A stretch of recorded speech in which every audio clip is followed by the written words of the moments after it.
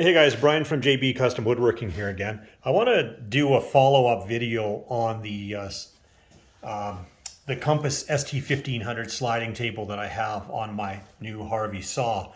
Now, one of the things I noticed was that in the owner's manual, it very clearly says that you have to remove the left cast iron wing before you add the sliding table. And I'm just going to move the camera here to show you what I'm talking about. So this is the left cast iron wing, and it's about 7.5 inches wide. And originally what happened when I bought this saw was I didn't install the cast iron wing because I bought the slider and the saw at the same time. And when I mounted the slider, I mounted it with the cap screws that came with it. And they're in this position, but in here on the main table. So I got to thinking, why should I leave that piece of cast iron sitting in the packaging when I really wanted a larger surface? So what I did was I moved the front rail back over to its original position, took the power switch off the slider and put it back onto the rail where it belongs. And then I simply drilled 3 holes in the cast iron wing that match up to the same position that they were in the original table. So I had to go and buy some M8 bolts, and they're just M8 by 30s. And there's 3 of them along the surface there. And the slider seems to function just fine. So I'm not exactly sure why the owner's manual insists that you have to take the cast iron wing off. Now, fortunately, here in my shop, I'm not really cramped for space, and I'm able to add that extra 7.5 inches, and I think it makes for a much better setup. But there are a couple more things I wanted to show you on this slider, and I'm really not happy with the owner's manual and the way it explains things. And I'll show you what I mean in just a sec. So here's one of the things I'm talking about. If I mounted the slider and I secure the table, but the slider moves in the grooves, even though these 2 screws are as tight as I could get them. And then I realized that this is not a normal setup. And I'll show you if I can get the camera in the right position here. When you turn this screw, normally you would turn it to the right to tighten it. But in this case, what you got to do is you actually have to turn it to the left, because what's happening is this little silver thing here, as you turn the screw to the left, the screw pushes down on this, which pushes the silver part up into the black part, and that's what actually tightens it. So although it seems counterintuitive, you can't turn lefty-loosey, righty-tighty like we always were taught in the past. You have to actually turn this thing so that the silver piece raises up and binds itself against the black part.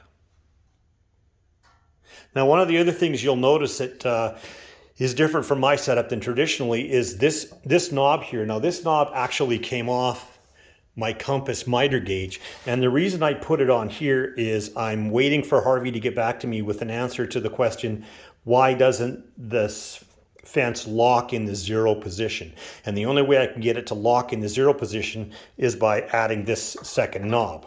Now, in the owner's manual, it tells you that this extra hole here is simply for calibration on a one-time basis. So what you do is you put it at 0, and then you raise your saw blade as high as it'll go. You put a carpenter square on here, and if you need to adjust it, then you can use these 4 screws here to set it, and then you remove this, because with that extra knob in there, you can't actually go anywhere other than 0 because of the way the hole is positioned.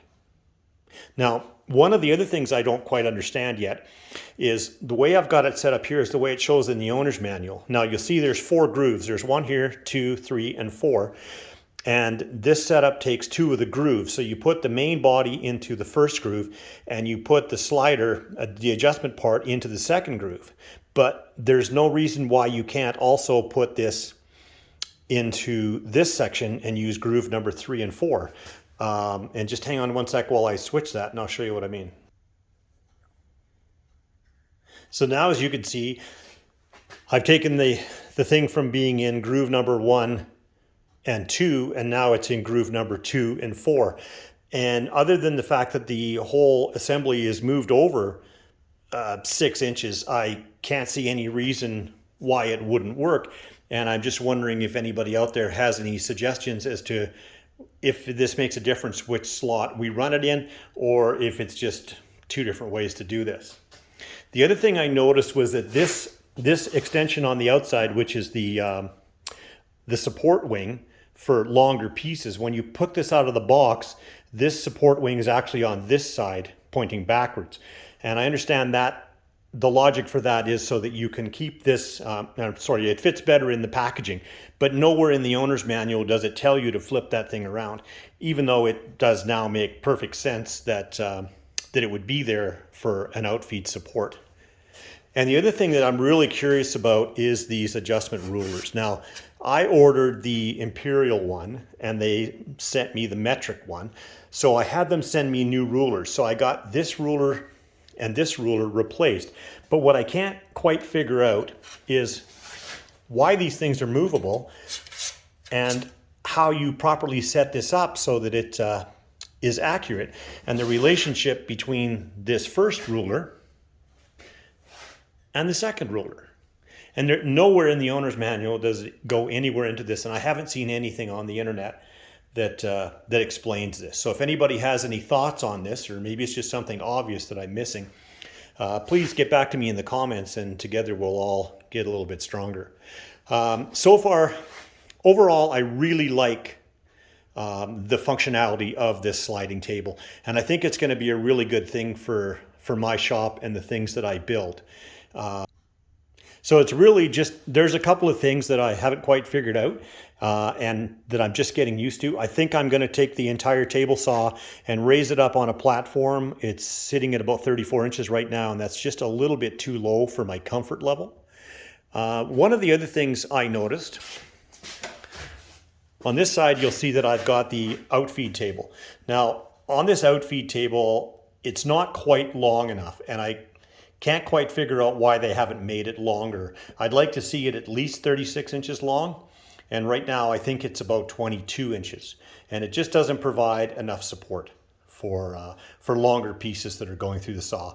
But that seems to be a fairly easy thing to fix. You basically just undo a few screws underneath and replace the black top with a with another piece of white melamine or something similar, and that should do the trick. But like I say, overall, the saw seems to be performing quite nicely. I'm still waiting for the missing piece of the table to show up so I don't have a hole in the middle of it. But so far, I think I'm pretty happy with the thing. And just waiting for their customer service people to get back to me with the explanation as to why the fence won't lock on the zero position. So anyway, thanks for watching and listening to my rambling. If you enjoy the videos, please subscribe to the channel and hit me with any comments, and I'll get back to you with the answers I have. Thanks for watching.